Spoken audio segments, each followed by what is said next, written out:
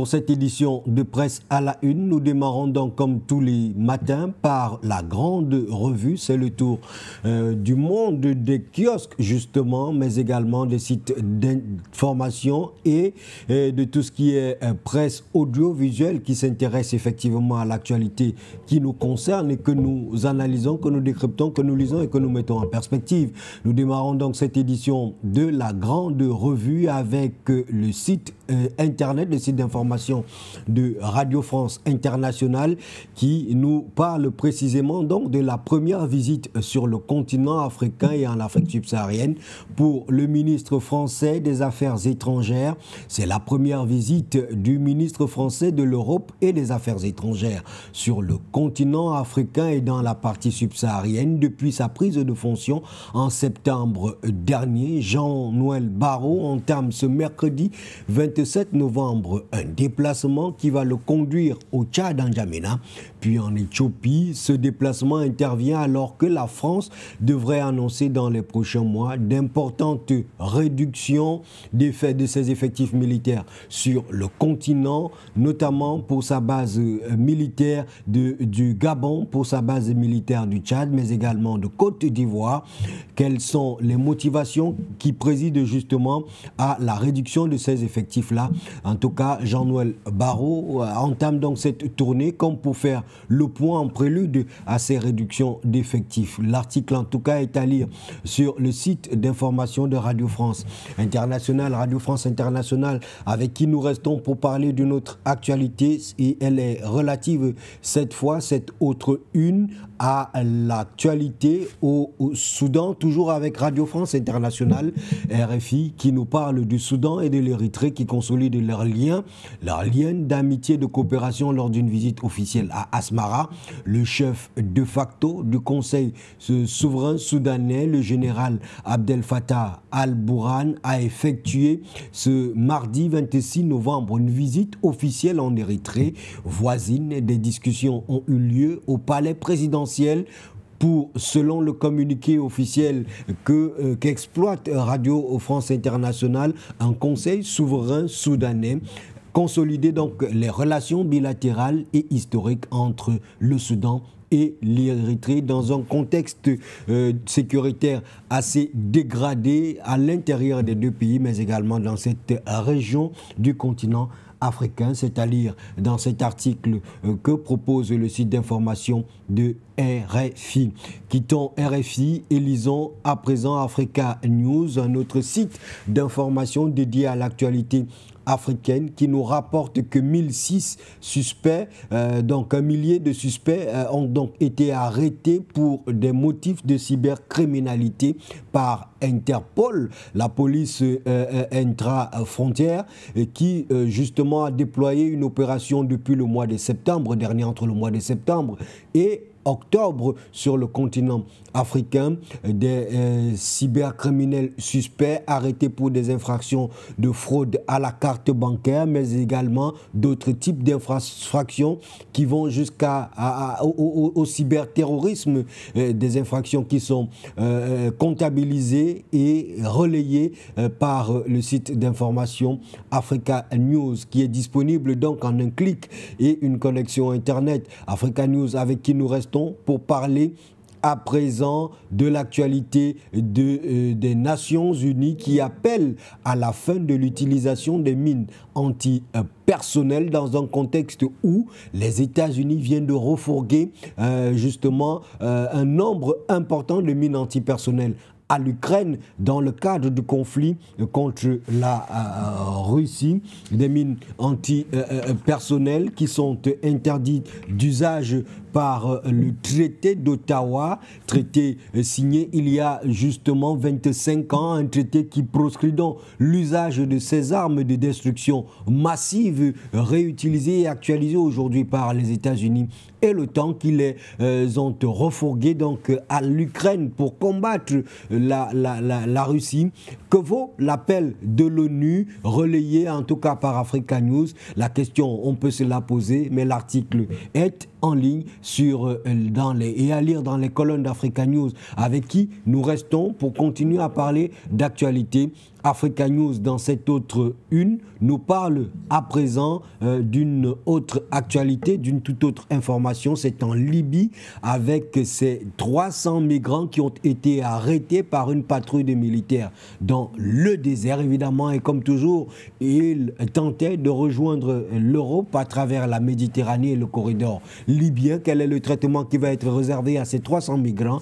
En tout cas, Africa News nous rappelle que c'est la brigade militaire opérant dans le désert qui dit avoir intercepté lundi 300 personnes s'apprêtant à traverser la Méditerranée en direction de l'Europe. C'est donc là, une fois de plus, un cas de migration illégale, de migration clandestine que rapporte Africa News. Quittons le désert libyen et ces migrants clandestins pour parler avec Jeune Afrique de l'actualité en Côte d'Ivoire et du financement des partis politiques qui fait l'objet de tous les fantasmes très opaques. Les revenus des formations politiques alimentent la controverse au pays de Charles Blé Goudé et de Laurent Gbagbo, mais également d'Alassane Dramane Ouattara. Et avec justement à un mois de la tenue de l'élection présidentielle en Côte d'Ivoire, le sujet s'invite dans l'actualité et est traité par Jeune Afrique. Jeune Afrique qui nous parle également de ce que prévoit le plan signé par la République démocratique du Congo et le Rwanda, réunis à Luanda le 25 novembre.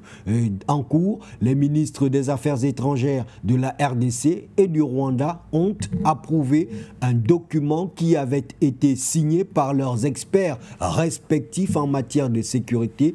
Ce document devra servir de cadre dans les opérations justement contre le FDLR et précise les modalités de désengagement des forces rwandaise sur le territoire de la République démocratique du Congo, un instrument qu'on dit capital justement dans la pacification des rapports entre les deux pays, mais également la pacification des territoires en conflit sur le sol de la République démocratique du Congo. Jeune Afrique a pu de manière exclusive se procurer le document et vous propose un article sur le sujet dans ces colonnes. Quittons Jeune Afrique et lisons à présent le site d'information Sputnik qui nous amène au Malawi. Le pays s'intéresse à la technologie agricole de la Russie dans la perspective de stimuler sa production agricole. Les technologies russes abordables et respectueuses, nous apprend Sputnik, respectueuses de l'environnement et des codes en matière d'émissions de gaz à effet de serre, intéressent abondamment le Malawi, qui a donc entrepris une action diplomatique auprès de la Russie afin justement de parvenir à un échange justement de technologies, afin de parvenir à se procurer de cette technologie russe dans un contexte où le Malawi a été régulièrement frappé ces dernières années par des crises alimentaires dues à la sécheresse qui ont perturbé donc la production agricole dans ce pays et parfois mis en condition et en état de famine et de faim des régions entières du Malawi. Les technologies russes pourraient être la solution définitive. Restons avec Sputnik, mais quittons le Malawi pour parler justement de la sécurité de cet accord de cessez-le-feu approuvé par le cabinet de sécurité du gouvernement israélien. Cessez-le-feu entre Israël et le Liban. Sputnik écrit, un cessez-le-feu devrait entrer en vigueur au Liban le 27 novembre à partir de 10h heure locale selon un accord entre Israël et le Hezbollah approuvé par le cabinet de sécurité du gouvernement israélien. C'est à lire dans les colonnes de Sputnik. Quittons ce conflit entre Israël et le Hezbollah au Liban pour rester avec Sputnik et parler de ces pays africains justement avec la meilleure qualité de réseau Internet mobile. Sputnik s'est procuré des documents, des rankings et les conditions, les critères de ces rankings et classe justement les pays africains qui ont la meilleure qualité de connexion Internet, avec en tête l'Afrique du Sud, suivi du Zimbabwe, du Maroc et qui caracole justement en tête en matière de connectivité, de stabilité stabilité de la connexion, le Cameroun se trouve en bas, très en bas du classement, très mal classé, avec d'autres pays du continent africain, en tout cas si vous voulez savoir lesquels, procurez-vous alors aller visiter Sputnik et cliquer sur cette information, sur cet article qui pourrait vous apprendre bien des choses. Quittons la connectivité, la qualité de la connexion Internet mobile sur le continent africain pour parler à présent de la collaboration de l'État ukrainien avec des mouvements terroristes pour déstabiliser la Russie, menacer les intérêts de la Russie à l'étranger, mais également propager le terrorisme sur le continent africain. Et ce titre de Sputnik, Kiev collabore avec les terroristes pour lutter contre Moscou, Damas, mais également l'Afrique selon Moscou. C'est le rapport, c'est d'après un rapport de la diplomatie russe qui a dénoncé donc des liens entre le régime au pouvoir en Ukraine et des groupes terroristes internationaux ayant pour but de déstabiliser la Russie, de déstabiliser la Syrie, mais également certains pays du continent africain. Et en cela, ce ne sera pas une nouvelle. Quittons le terrorisme mené par Kiev et l'Ukraine pour parler de président algérien qui a signé et pour l'adopter, la loi de finances 2025. Abdelmajid Tebboune engage ainsi une opération qui va clarifier les modalités du budget 2025, estimé à plus d'une centaine de milliards de dollars. C'est un chiffre record. On parle justement d'environ 154 milliards de dollars de budget pour l'Algérie, un chiffre record qui transporte aussi avec lui les germes du déficit budgétaire de ce pays. Abdelmajid Tebboune, en tout cas, a, sans trembler, assumé son engagement de président de la République et signé cette loi des finances qui va donc entrer en vigueur à partir du 1er janvier 2025, tel que annoncé et attendu. Russia Today rend compte de l'information. Russia Today avec qui nous restons pour parler à présent de la guerre au Liban et d'Israël qui approuve donc un accord de cessez-le-feu avec le Hezbollah. Le Premier ministre Benjamin Netanyahou l'a fait savoir par voie de communiqué. RT vous propose un article analyse et se met en conjecture.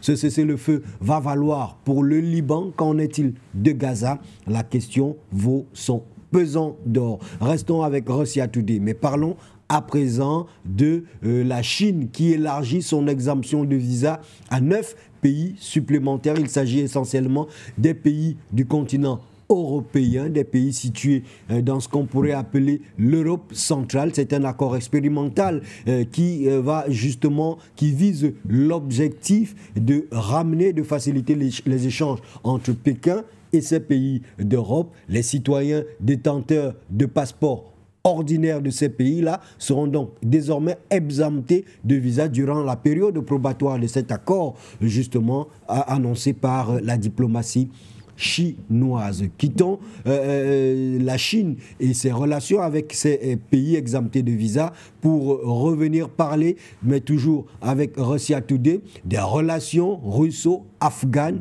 et cette déclaration: nous sommes prêts à établir un dialogue politique constructif entre nos deux pays. C'est le secrétaire du Conseil de sécurité russe, Sergueï Shoigu, qui s'est fendu dans cette déclaration et qui s'est rendu en Afghanistan le 25 novembre dernier, où il a rencontré les principaux dirigeants du pays. Au cours de 4 séries d'entretiens, il a discuté des questions économiques, mais également de défense avec les autorités afghane avant donc de faire cette déclaration. Russia Today vous propose les arcanes, les coulisses du voyage de Sergueï Shoigu en Afghanistan, mais également les jeux et les enjeux au bout de ce déplacement hautement diplomatique et stratégique entre la Russie et l'Afghanistan.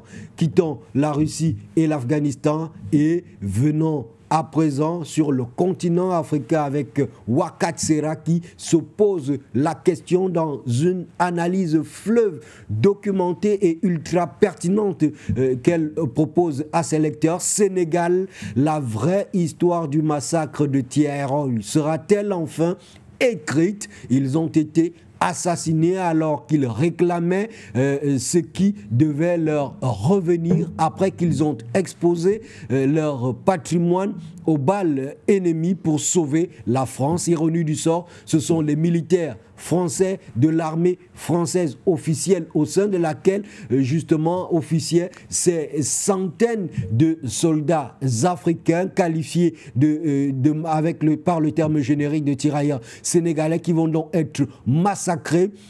Le massacre de Thiaroye qui sera commémoré en début décembre prochain a justement donné l'opportunité à cet éditorialiste de Ouakat Sera de se poser la question: Sénégal, la vraie histoire du massacre de Thiaroye sera-t-elle enfin écrite? Une histoire que la France ne veut pas du tout voir écrite ni racontée dans ces termes authentiques. Les archives relatives justement à cette histoire font régulièrement l'objet de batailles polémiques entre les États. La France, en tout cas, ne veut pas assumer, et l'éditorialiste de Ouakat Sera se pose la question, en même temps une question qui peut justement élargir le débat sur l'ensemble des questions mémorielles qui impliquent l'armée française et la colonisation française sur le continent africain.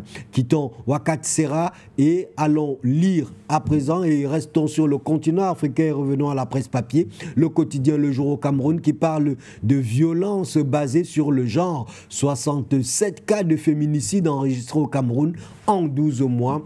Ces décès ont eu lieu entre novembre 2023 et novembre 2024, un chiffre qui a été révélé lors du lancement de la campagne de 16 jours d'activisme contre les violences, campagne voulue et initiée par l'Organisation des Nations Unies, l'ONU, et ses démembrements en charge de la défense des droits des femmes. Le quotidien Le Jour revient sur ces chiffres et justement remonte le curseur des féminicides au Cameroun et le déploiement de ces derniers dans ses colonnes dans son édition parue ce 27 novembre 2024. Le quotidien Le Jour, c'est également le double éboulement de la falaise de Tchang et le gouverneur de la région de l'Ouest qui continue à mettre en garde les populations. Le gouverneur dit que ce n'est pas fini.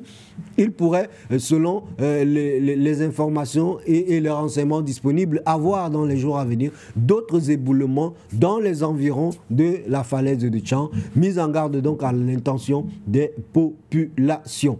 Allons lire le quotidien de l'économie au Cameroun qui nous parle de la Socapalm, de la Safamac et de la SEMC, les actions recherche des preneurs à la BVMAC, la Bourse des valeurs mobilières d'Afrique centrale. La séance de cotation du 21 novembre 2024 à la Bourse des valeurs mobilières de l'Afrique centrale, la BVMAC n'a donné lieu à aucune transaction, comme pour dire que finalement, peut-être que ces actions n'intéressent pas les potentiels acheteurs. L'article est à lire en page 3 du quotidien de l'économie. Le quotidien de l'économie qui sert de sa place dans cette édition de la grande revue au quotidien Mutation. Mutation qui nous amène en politique et nous parle des élections 2025-2026, un volcan immanent, c'est le titre qu'a choisi Mutation pour parler des échéances électorales prévues pour les années 2025 et 2026 au Cameroun. Au cours du dialogue entre Elections Cameroun et les acteurs politiques, hier, le président de l'ADD, Garga Aman Adji, l'opposant, a présenté des points critiques de la loi électorale à corriger au risque d'entraîner le Cameroun dans l'impasse. Ces points saillants sont à lire en pages 8 et 9 du quotidien Mutation, qui revient également sur la nomination et l'installation des directeurs des hôpitaux généraux au Cameroun, le décret du président de la République qui a justement abouti à des mouvements à la tête des hôpitaux, de 3 hôpitaux de référence au Cameroun, et Mutation parle du 109 injecté à la tête de ces hôpitaux, en même temps que le journal de Georges Alain Boyomo parle de la loi des finances 2025 vers une nouvelle fronde des députés à l'Assemblée nationale. Laissons Mutation et feuilletons à présent les feuilles ou alors les pages du quotidien Cameroun Tribune qui parle d'amélioration du processus électoral. Force au dialogue. La deuxième édition de la plateforme de concertation permanente entre Elections Cameroun et les autres acteurs a eu lieu justement hier 26 novembre à Yaoundé, la capitale du Cameroun, dans l'objectif de poser les balises de l'organisation d'élections crédibles dans un environnement apaisé pour la période 2025-2026, c'est à lire dans le quotidien Cameroun Tribune, qui nous amène donc progressivement vers la fin de cette édition de la grande revue de Cameroun Tribune, avec qui nous mettons donc un terme à cette édition de la grande revue. On va marquer